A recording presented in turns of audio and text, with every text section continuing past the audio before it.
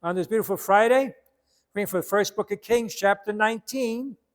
At the mountain of God, Horeb, Elijah came to a cave where he took shelter. But the word of the Lord came to him, "Go outside and stand on the mountain before the Lord." The Lord was passing by. A strong, heavy wind was rending the mountains and crushing rocks before the Lord. But the Lord was not in the wind.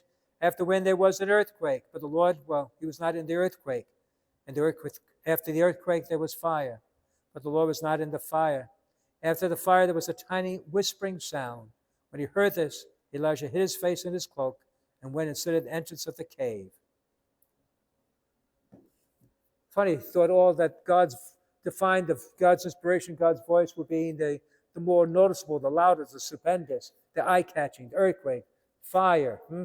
What else do we have? The fire and the mountains crushing rocks. But he wasn't. The small whispering sound. We live in a noisy society. We don't like silence. Right? How many people walk in a room, turn on the TV? You don't watch the TV, but you just want noise.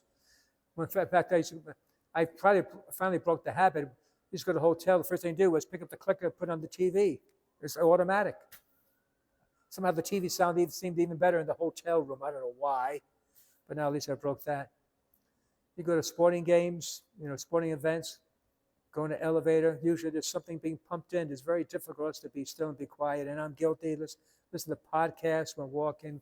So we put our headphones on. So how the heck can God ever get a word in edgewise? Right? How are you going to hear the voice of God if you're never quiet? Intentionally quiet, that is, please. Simply be able to hear God's whispering, His soft whispering. Not going to shout, not going to break rocks with lightning. It's just a little inner voice. So to examine yourself with, do you have any times where you're actually quiet, attuned to God? That's why I really like our adoration chapel, any adoration for that matter. Where it's quiet, there's no talking. Just sit and be still. And allow yourself to think, to reflect, and see what's going on inside of you. And all those thoughts that come jumbling, you bring them before the Lord. You find out what's upsetting you, what you're worried about, your anxiety, your cares and concerns. And in the silence, you bring it to the Lord, and maybe in the silence, you find also the remedy.